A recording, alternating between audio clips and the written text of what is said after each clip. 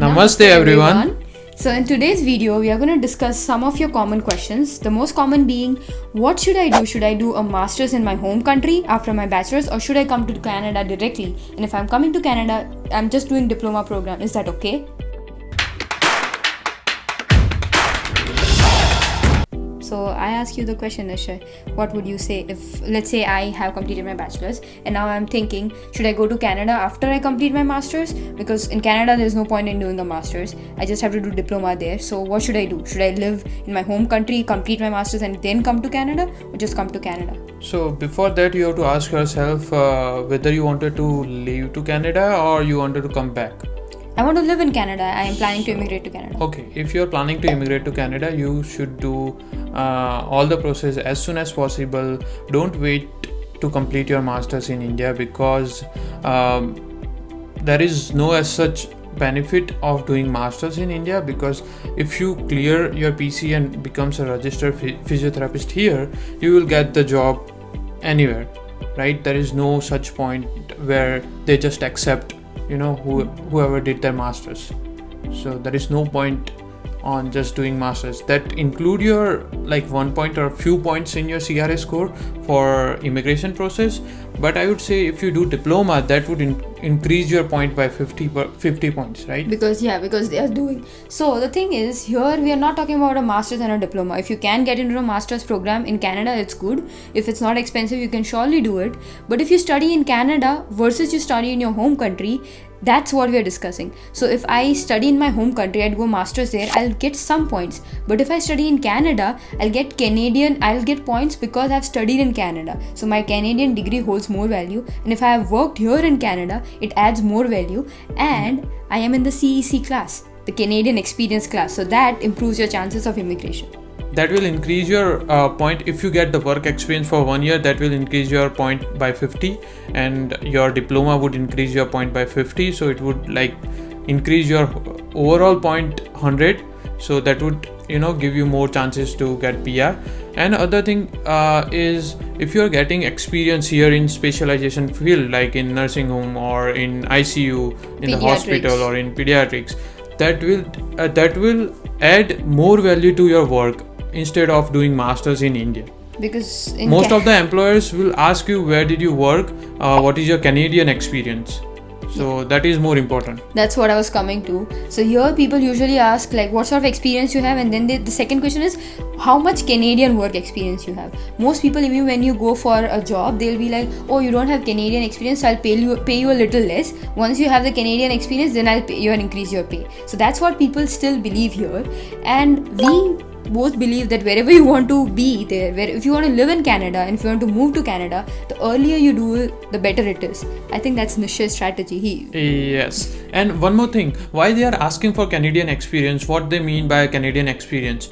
So if you did your masters from India, you don't learn how to do billing, you don't learn how to write notes according to the Canadian standards.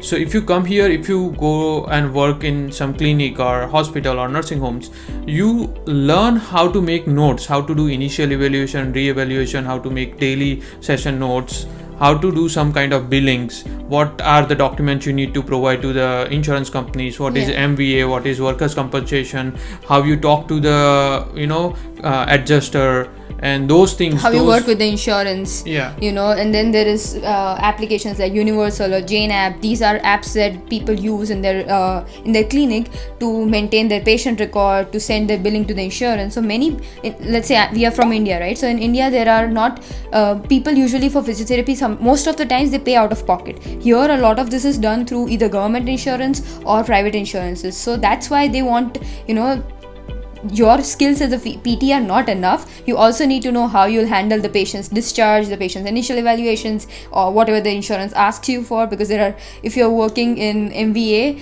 it's like a lot of OCFs that you have to fill up. So just tell them what is MVA. Okay, MVA is motor vehicle accident. Okay, so let's say your patient had an accident, and now and it was not their fault, someone else came and hit them. So now let's say a truck came and hit your patient, and now patient is coming to physiotherapy under MVA. So what they are saying is, the patient is not at fault, it becomes no fault for US. Yeah, but it becomes no fault. It's so yeah. Anywhere in the world. The patient is not at fault. They use different terms in US and Canada. Sometimes we forget which is what and we use it interchangeably. So patient was not at fault. A truck driver came and they just hit that car. So now the patient comes to you saying that the car insurance company is going to pay for this patient's treatment. Okay, so you'll have to send certain documents to the insurance. You'll have to do patient's reevaluations after a certain number of time. You'll see how if they can go back to work or not and things like that. So a lot of documentation is involved, and it's not so that you get scared. We learned, and you'll also learn it. You won't take more than a month or two to learn it, but still it takes some learning. So coming back to the main question, what you should do masters in India or any foreign country, or you should come to Canada.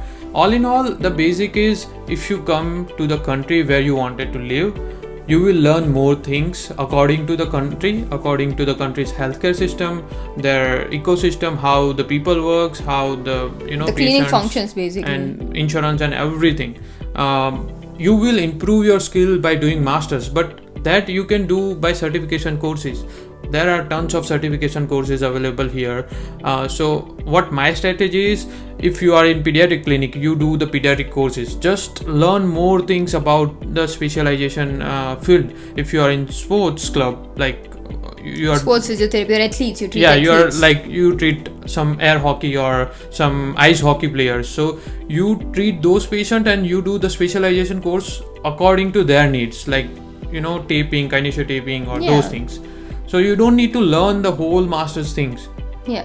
Here, because there are no specializations, people usually this is what they do. Once they get registered or licensed, they'll do weekend courses that, as I was talking about in today's live as well, that you can do pelvic, like I did a pelvic health program. So it was like 3 or 4 days I had to study on Zoom with them, and one day it was like a practical exposure, and then we had a test, and then I got the certification. So many people do this. So I have like 2 more certifications to do, then I'll be a pelvic health professional. I could do that, I could treat patients, things like that. So you can do all of these things here as well.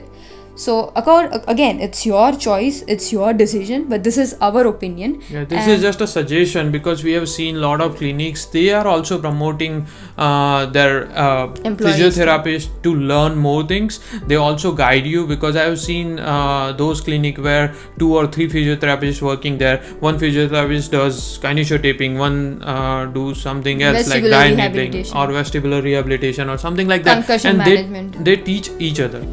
And they practice on the clinic. So main thing, if you do any course, the main thing is practice. So if you are doing practice, then it's all good. Yeah, as long as you have that hands-on practice, that's what it means. We are physiotherapists. We know what. You get it what we are saying, right? No matter how much you read it in the book, unless you put it on the patient, you're not sure. So yeah, in terms of that, this is what we believe, that if you want to be here, come here as early as possible. And if you have any other questions, let us know. But this is our take.